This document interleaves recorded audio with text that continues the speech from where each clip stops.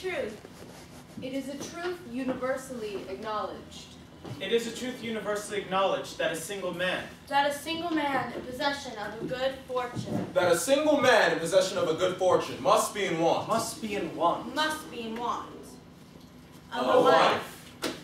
News comes to Longbourn. My dear Mr. Bennet, have you heard that Netherfield Park is rented at last? Mr. Bennet replied that he had not. But it has, for Mrs. Long had just been here and she told me all about it. Mr. Bennet made no answer. Do you not want to know who has taken it? You want to tell me, and I have no objection to hearing it. This was invitation enough. Well, my dear, you must know, for Mrs. Long said that Netherfield is taken by a young man of a large fortune from the north of England. He came down on Monday in a chaise and four to see the place. A chaise was an enclosed carriage that seated 3 people. 4 means the carriage was pulled by 4 horses. And was so much delighted with it that he is to take possession of it by the end of next week.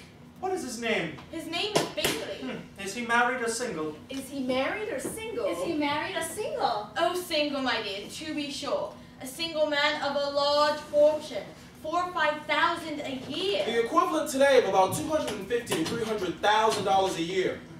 What a fine big bald girl. How so? How can it affect them? My dear Mr. Bennet, how can you be so tiresome? You must know that I'm thinking of his marrying one of them. Is that his design in settling here? Design? Nonsense. How can you talk so? But it is very likely that he may fall in love with one of them. Therefore, you must visit him as soon as he comes. I will send you with some words from me to assure him of my hearty consent to his marrying whichever of the girls he chooses. Though I must put in a good word for my little Lizzie. I assure you, I do not believe she is half so handsome as Jane. But you're always giving her the preference. Do you take the line vexing me? You have no compassion on my poor nerves. You mistake, my dear. I have a high respect for your nerves. I've heard you mention them with consideration these 20 years at least. The experience of 20 years has been insufficient to make his wife understand Mr. Bennet's character.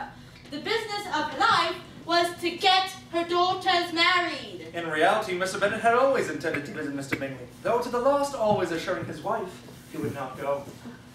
Upon learning that her husband had visited Bingley after all, Mrs. Bennet was highly appreciative, if somewhat surprised. What a wonderful father you have, girls. I do not know how you will ever make him amends for his kindness. It is not easy, I can assure you, making new acquaintances every day. But for your sakes, we would do anything. In a few days, Mr. Bingley returned Mr. Bennet's visit. He had entertained hopes of being admitted to a sight of the 5 young ladies, of whose beauty he had heard so much. But he saw only the father. Question! In the novel Pride and Prejudice by Jane Austen, how many sisters were there in the Bennet family? Answer. There are 5 Bennet sisters in the novel Pride and Prejudice by Jane Austen. The eldest is Jane Bennet, who is very pretty and always a center of attraction, though shy. The second is our very own Elizabeth Bennet. Then there's the industrious Mary. An extremely dull gal. Hey! Then is Kitty, and finally Lydia. Who? In the novel, she elopes with Wickham. If I can see but one of my daughters happily settled with such a man, and the others equally well off, well, I shall have nothing to wish for. The ball at Meryton. A letter from Jane Austen to her sister Cassandra. My dearest Cassandra, there were 20 dances, and I danced them all, and without any fatigue. I was glad to find myself capable of dancing with as much satisfaction as I did. My black cap was openly admired by Mrs. Lefroy, and secretly, I imagine, by everyone else in the room. I thank you for your letter. You deserve a longer reply than this, but it is my unhappy fate seldom to treat others so well as they deserve. God bless you. Your affectionate sister, Jane Austen. The ball at Meryton. Mr. Bingley is to come to dinner. Mr. Bingley cannot come to dinner. He's been called away to town. Town is London. Well, I've heard he's going to meet a large party for the ball in Meryton. I've heard he's to bring 12 ladies and 7 gentlemen with him. I have heard that it is not 12, but only 6. His 5 sisters and a cousin. When the party entered the assembly room, there were 3 altogether. Mr. Bingley, his sister Caroline, And Mr. Darcy. Mr. Darcy! Mr. Darcy! Mr. Mr. Bingley was good-looking and gentlemanlike, a pleasant countenance and easy, unaffected manners. Mr. Bingley, won't you allow me to introduce my eldest daughter, Jane? Miss Bennet. I assure you, I believe that Jane is the most beautiful of my 5 daughters. Mother, please. I dare say your mother does your sisters no disservice by this claim. Might I have this dance, Miss Bennet? Certainly, Mr. Bingley.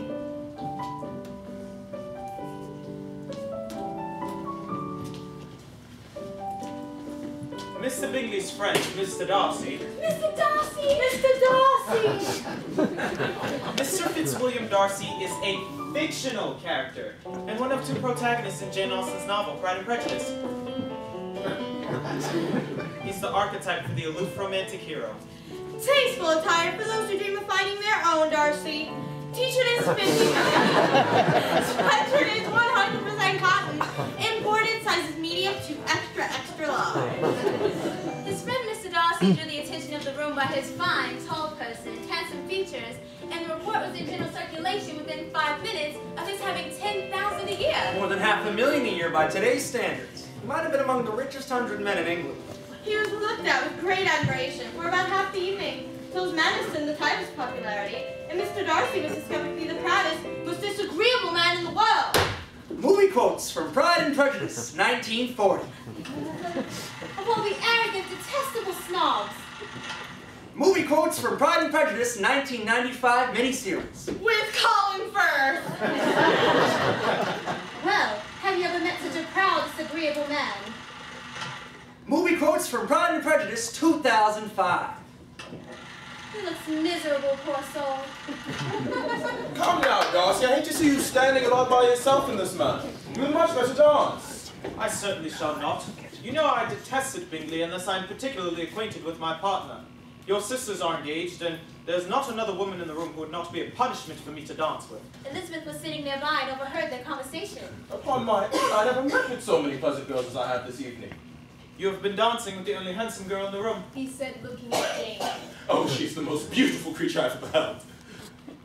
But there's one of her sisters sitting down just behind you, who is very pretty and I dare say very agreeable.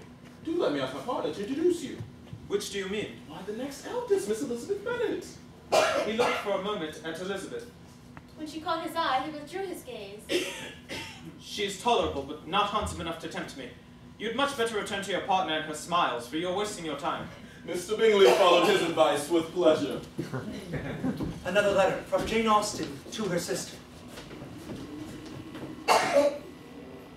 My dear Cassandra, you scold me so much in your nice long letter that I'm almost afraid to tell you how my Irish friend and I behaved. Imagine to yourself everything most profligate and shocking in the way of dancing and sitting down together.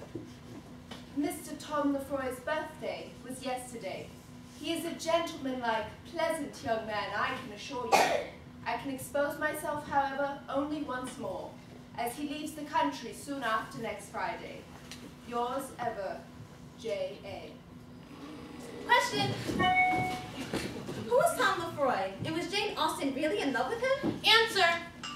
It is hard to know much about the personal life of Jane Austen. We know things like her family history and where she lived, even the names of her friends.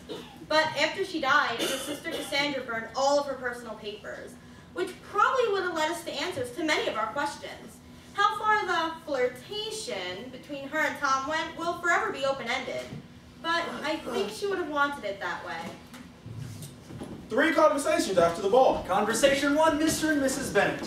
Mr. Bennet, I'm quite delighted with Mr. Bingley. He danced twice with Jane, and everyone said how beautiful she looked. As for Mr. Darcy, Lizzie does not lose much by not suiting his fancy. He's the most disagreeable, horrid man, not at all worth pleasing. I quite detest him. What? Conversation number 2, Jane and Elizabeth. Oh, Lizzie, Mr. Bingley's just what a young man ought to be. Sensible, good-humored, lively, such happy manners, so much ease, and such perfect breeding. He is also handsome, which a young man ought likewise to be if he possibly can. I was flattered by him asking me to dance a second time. I did not expect such a compliment. No? I did for you. He could not help seeing you are 5 times as pretty as every other woman in the room. Well, he certainly is very agreeable, and I give you leave to like him. You like many a stupider person. Lizzie, you never find a fault in anybody. Did you like his sister Caroline? Her manners are not equal to his. Not at first, but she is very pleasant when you converse with her, very charming. Conversation number 3, Bingley and Darcy. I never met with pleasanter people, Darcy, or with prettier girls in my life. Everybody was so kind and attentive. I saw a collection of people in whom there was little beauty and no fashion, for none of whom I had the slightest of interest, and for none of whom I received either attention or pleasure. As to Miss Bennet, I cannot conceive of an angel more beautiful. Jane is often referred to as Miss Bennet. The first name of the eldest unmarried daughter of the family is often omitted. I acknowledge Miss Bennet to be pretty, but she smiled too much. Mr. Bingley's sister Caroline voiced her opinion as well. The mother is intolerable. The younger sister's not worth speaking to. Though one could wish to be better acquainted with the two eldest, Miss Bennet and Elizabeth. A party at the house of Charlotte Lucas. Charlotte Lucas is 27, unmarried, and Elizabeth's closest friend. Poor Lizzie, it's really just tolerable. Mr. Darcy is not worth speaking to. Still, one cannot wonder that such a man of a family and fortune should think so highly of himself. If I may so express it, he has a right to be proud. I could easily forgive his pride if he had not mortified mine. Charlotte, I can safely promise you never to dance with him. I do believe that Bingley admires Jane. It is equally evident that Jane admires him. Not evident enough, Lizzie. Bingley likes your sister, undoubtedly, but he may never do more than just like her if she does not help him on. Jane should make the most of every half hour which she can command his attention. Your plan is a good one, and if I was determined to get a rich husband or any husband, I dare say I should adopt it. Happiness in marriage is completely a matter of chance. I believe that it is better to know as little as possible of the defects of the person with whom you are to pass your life. You make me laugh, Charlotte, but you know it is not sound. You would never act in this way yourself. Just then, Elizabeth's sister Mary An extremely dull gal. opened the piano and began to play. Being the only plain one in the family, Mary worked hard for knowledge and accomplishments. She had neither genius nor taste. But gradually, some of the guests began to dance. Charlotte's father, Sir William Lucas, saw Mr. Darcy standing nearby. What a charming amusement for young people dancing is, Mr. Darcy. I consider it one of the first refinements of polished society. Certainly, sir. It has the advantage of being in vogue amongst the less polished societies of the world. Every savage can dance. Miss Elizabeth, why are you not dancing? Mr. Darcy, you must allow me to present this beautiful young lady as a very desirable partner. You cannot refuse, I am sure, when so much beauty is before you. Indeed, sir, I have not the least intention of dancing. I request the honor of your hand. I entreat you not to suppose I move this way in order to beg for a partner. Miss Elizabeth, although this gentleman dislikes dancing in general, he can have no objection to obliging us. Indeed, I cannot object. Mr. Darcy is all politeness. Elizabeth's resistance did not diminish her in Mr. Darcy's consideration, and he was still thinking of her when he was approached by Caroline Bingley. I can guess the subject of your reverie. I should imagine not. You are considering how insupportable it would be to pass many evenings in such company, and indeed I am quite of your opinion. Your conjecture is totally wrong, I assure you. I've been meditating on the very great pleasure to which a pair of fine eyes on the face of a pretty lady can bestow. And what fortunate lady has the credit of inspiring such thoughts? Miss Elizabeth Bennet. Miss Elizabeth Bennet. I am all astonishment. How long has she been a favorite, and pray, when am I to wish you joy? That is exactly the question which I expected you to ask. A lady's imagination is very rapid, jumping from admiration to love, from love to matrimony in but a moment. Nay, if you are so serious about it, I shall consider the matter as absolutely settled. You will have a charming mother-in-law, indeed. Jane goes to Netherfield. Not yet. Jane can't go to Netherfield yet. The entailment. Tell about the entailment. The entailment. Mr. Bennet's property An and estate of 2,000 a year. the estate was entailed. Unfortunately for his 5 daughters. Without a male heir, the estate was to be inherited by a distant relation, a Mr. Collins. Mrs. Bennet had also not inherited enough to supply a living for her daughters. Okay. Yes, dear. Thank you. Jane goes to Netherfield. Jane receives a letter from Netherfield. A footman arrived, carrying a letter from Netherfield, and waited for an answer. My dear friend, be so compassionate as to dine with me today.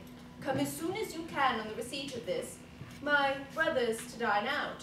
Yours ever, Caroline Bingley. The brothers to dine out? That is very unlucky. May I take the carriage? No.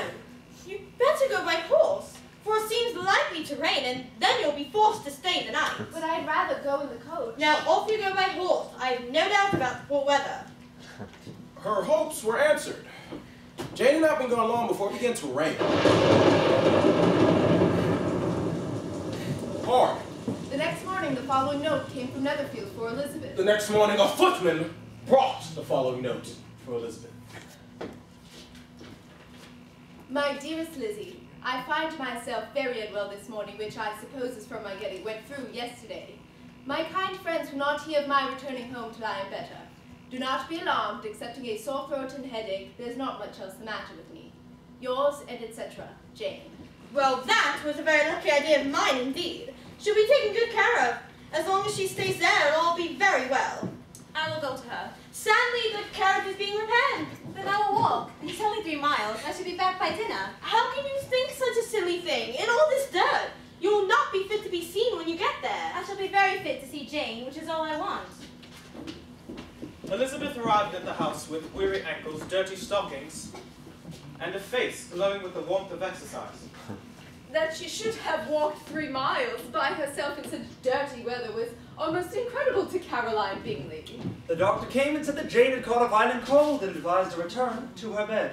Elizabeth was not willing to part with Jane and planned to make her to stay at Netherfield. A supply of clothes was received. A footman brought a supply of clothes. A footman was dispatched to Longbourn to bring back a supply of clothes.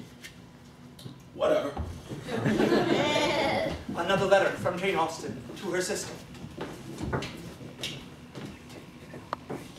My dear Cassandra, James went to Winchester Fair yesterday and bought a new horse, and Mary has got a new maid. 2 great acquisitions. One comes from Folly Farm, is about 5 years old and thought very pretty, and the other is niece to Dinah at Canterbury. Yours affectionately, J. Austen. When dinner was over, Elizabeth returned directly to Jane. Finally, I find her manners to be very bad indeed. She has no conversation, no style, no taste, no beauty. She has nothing to recommend her but being an excellent walker. I shall never forget her appearance this morning. She looked almost wild. I thought Miss Elizabeth Bennet looked remarkably well. Why must she be scampering about in the country because her sister has a cold? Her petticoat 6 inches deep in mud, her hair so untidy. Her dirty petticoat quite escaped my notice. You observed it, I'm sure, Mr. Darcy. I'm afraid that this adventure has affected your admiration of her fine eyes. Not at all. They were brightened by the exercise. A short pause followed this statement.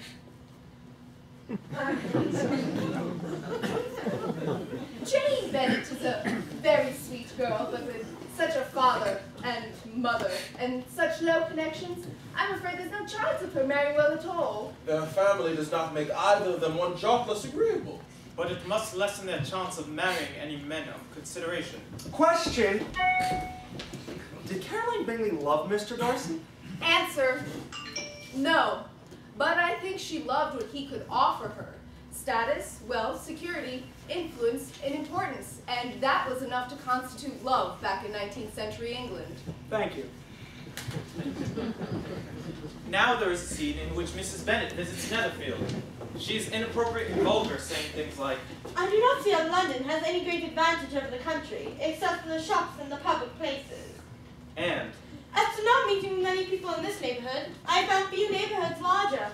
and, What an agreeable man Sir William is! He always has something to say to everybody. That is my idea of good breeding. And those who fancy themselves very important and never open their mouths quite mistake the matter. and, I do not like to boast of my own child, but to be sure, Jane, one does not find anyone better looking. Mr. Bingley does his best to overlook her behavior. Elizabeth cringes and hurries her mother away. Caroline mocks Mrs. Bennet's behavior and encourages Mr. Darcy to join her. Mr. Darcy declines.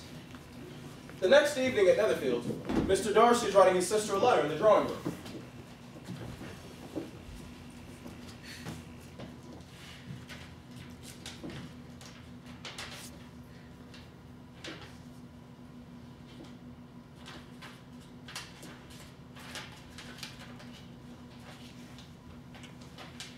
delighted Miss Darcy will be to receive such a letter.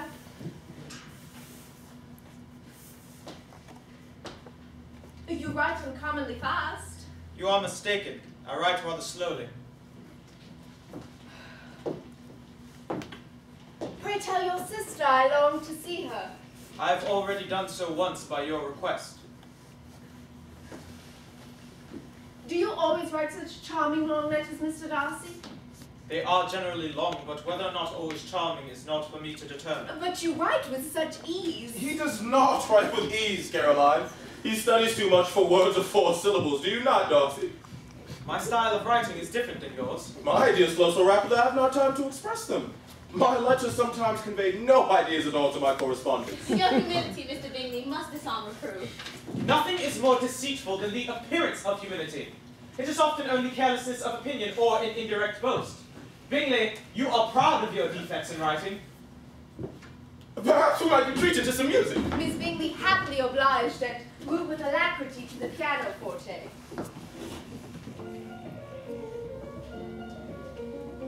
As Miss Bingley played, Elizabeth could not help observing how frequently Mr. Darcy's eyes were fixed on her. She hardly knew how she could be an object of admiration to so great a man. She could only imagine she drew his notice because there was something about her wrong and reprehensible, according to his ideas of right. Do you not feel a great inclination, Miss Bennet, of seizing such an opportunity of dancing a reel? Miss Bennet, shall we dance a reel? I had heard you before, but I knew not what to say in reply. You wanted me, I know, to say yes, that you might have the pleasure of despising my taste. But I take delight in overthrowing those kinds of schemes and cheating a person of their premeditated contempt. I have therefore made up my mind to tell you I do not wish to dance a reel at all. Now despise me if you dare. Indeed, I do not dare. Elizabeth was amazed at his gallantry. Mr. Darcy believed that, were it not for the inferiority of her connections, he would be in some danger. Miss Bingley saw enough to be jealous. Mr. Bingley enjoyed the music. Elizabeth excused herself to check on Jane. I hope, Mr. Darcy, that when you are fortunate enough to be married to Miss Elizabeth Bennet, that you would not attempt to have your Elizabeth's portrait made, for what painter could do justice to those beautiful eyes? It would not be easy, indeed, to catch their expression, but their color and shape, and the lashes so fine, might be copied.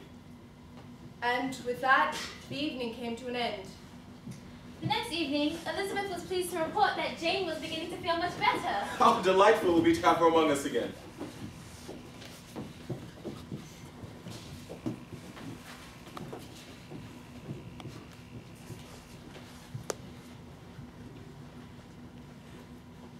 I see that you are reading as I am, Mr. Darcy. How pleasant it is to spend an evening this way. How much sooner one tires of anything other than a book. Mr. Darcy made no reply. Charles! Are you seriously considering holding a dance at Netherfield? There are some among us to whom a ball would be more punishment than a pleasure. If you mean Darcy, he can go to bed if he chooses. As for the ball, it is quite settled.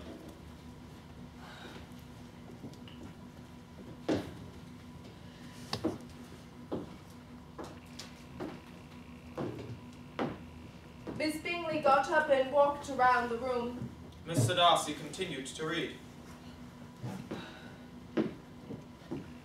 Miss Elizabeth Bennet, let me persuade you in a turn about the room. I assure you it is quite refreshing. Certainly.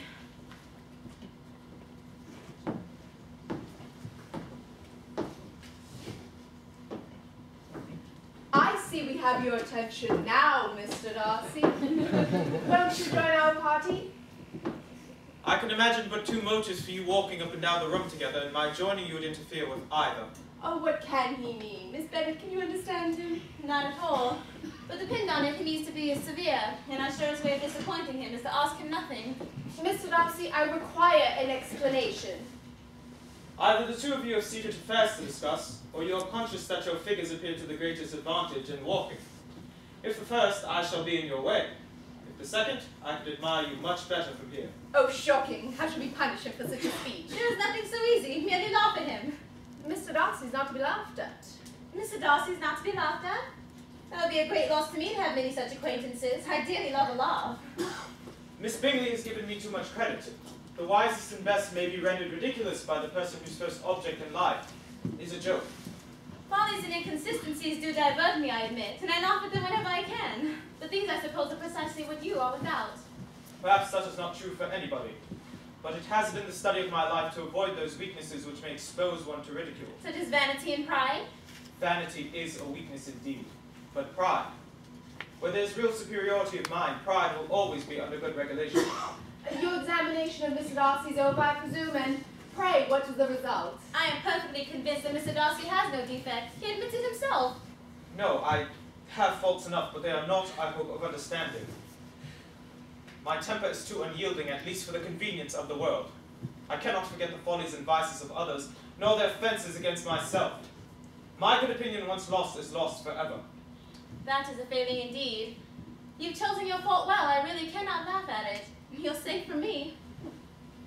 There is, I believe, some natural defect in everybody. And your defect is a propensity to hate everybody. And yours is to willfully misunderstand them. A visitor comes to Longbourn. I must say, I wonder you are coming home so soon. But I've been gone a week. I assure you I am quite recovered. I do not believe that you are quite the best judge of that. Did you think you might catch a cold again by returning home? I hope, my dear, that you have ordered a good dinner today, because I have reason to expect an addition to our family party. A gentleman and a stranger. Mr. Bingley? No, it is a person whom I never seen in the whole course of my life. How can that be? It is my cousin, Mr. Collins, who, when I am dead, may turn you all out of this house as soon as he pleases. Oh dear, do not bear to be that mention.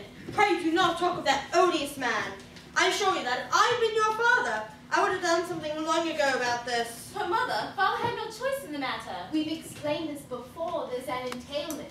Mr. Bennet's property in a estate of 2,000 a year was... Unfortunately for his 5 daughters. The estate was entailed. Without a male heir, the estate was to be inherited by a distant relation. And Mr. Collins, Dear sir, I am exceedingly pleased to inform you that I have received my ordination, and that I have been so fortunate as to receive the patronage of the Right Honourable Lady Catherine de Bourgh, who through her bounty and beneficence has provided a parish for me. I earnestly and fervently pray that you will kindly overlook the circumstance of my being next in the entail of Longbourn. Mr. Bennet's property not estate... now! I cannot be otherwise than concerned in being the means of injuring your amiable daughters. I assure you of my readiness to make them every possible amends. I remain, dear sir, with respectful compliments to your lady and daughters. Your well-wisher and friend, The Reverend William Collins. There is some sense in what he says about the girls. Though it is difficult to guess in which way he means to make us atonement, the wish is certainly to his credit. He must be very odd, I think. I cannot make him out. There's something very pompous in his style. I'm struck by his extraordinary deference for Lady Catherine. Mr. Collins arrived punctually at 4 o'clock. I must compliment you, Miss Bennet, on having so fine a family of daughters. I've heard much of their beauty, but in this instance, fame has fallen short of the truth. I do not doubt of your seeing them all in due time, well disposed of in marriage. With all my heart, I may wish to prove so. I can assure the young ladies I have come prepared to admire them. At present I will not say more, but perhaps when we are better acquainted. You seem very fortunate in your patroness, Lady Catherine. Indeed. I have never in my life witnessed behavior from a person of rank as I myself have experienced with Lady Catherine. She's always spoken to me as she would any other gentleman. She's even advised that I marry as soon as possible, provided I choose with discretion. Perhaps while you're here, you would read aloud to the ladies. If you have a book of sermons, yes. I never read novels. Not sermons, Lydia exclaimed. Huh? Lydia? Which is all In the novel, she eloped with Wickham. Mama, I think I should walk to Meryton tomorrow to hear more news about the regiment. They've just arrived, you know. I've often observed how little young ladies are interested by books of a serious stamp. It amazes me, I confess, for certainly nothing could be so advantageous to them as instruction. Well, I never. Mr. Collins, I apologize for Lydia's interruption, and I promise it shall never occur again. Mr. Collins makes an inquiry. My dear Mrs. Bennet, as I have previously informed you, Lady Catherine has been so kind as to concern herself with my future life. She's advised I find myself a wife, a mistress for my parsonage. I have formed the hope that such a blessing might be found here in Longbourn, thereby making amends for the ill effects of the entailment. How wise of you to consider such a choice. Indeed. I have fixed my hopes upon your eldest daughter, Miss Bennet. Jane is often referred to as Miss Bennet. Mr. Collins, it seems that my eldest daughter seems very soon likely to be engaged.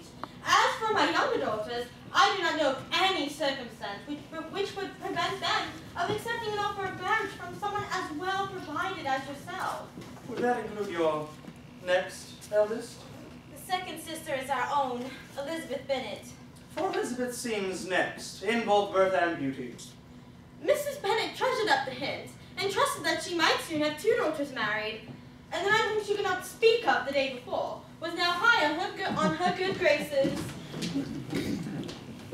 Elizabeth meets Mr. Wickham. Lydia's intention of walking to Meryton to see the regiment was not forgotten. Elizabeth, Kitty, and An Mary extremely dull gal. agreed to go with her. In Meryton, they met a stranger walking with Mr. Denny, an officer they knew. The stranger was introduced to them as Mr. Wickham. It is my delight to make your acquaintance. I had not dared hope to meet such civilized company so soon. Why do you say so soon? I have only just joined the regiment. Now, on our first walk at leisure, I receive this unexpected pleasure. Surely you must not be surprised to discover that there are ladies in and about Meryton. Indeed. But to be able to make conversation, to find others with whom one may pass the time in intelligent discourse, is more than could have been relied upon. You may be too generous in assuming we can provide such satisfaction. I suspect rather the opposite, that my estimation is insufficient. At that moment, Mr. Darcy passed by. He was determined not to fix his eyes upon Elizabeth. When he caught sight of Mr. Wickham, Elizabeth was astonished to see how both men changed color when they looked at each other. Mr. Wickham, after a moment, tipped his brow. Mr. Darcy barely returned the salutation, then departed again.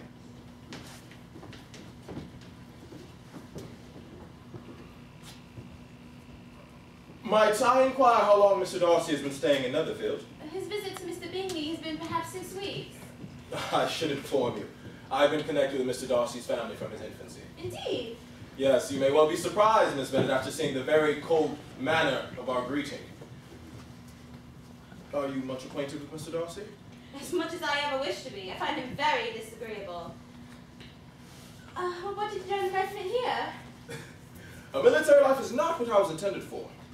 The church ought to have been my profession. But for Mr. Darcy. Indeed. Yes. His father, my godfather, meant to provide for me amply. But after his death, his will was disregarded. Good heavens, why do you not seek legal redress? There was just enough informality in the request as to give me no hope from the law. A man of honor could not have doubted the intention. But Mr. Darcy chose to doubt it. So I was denied the living his father had intended for me. This is quite shocking. I never liked Mr. Darcy, but I never thought him so bad as this. I will not trust myself on the subject. I can hardly be just to him.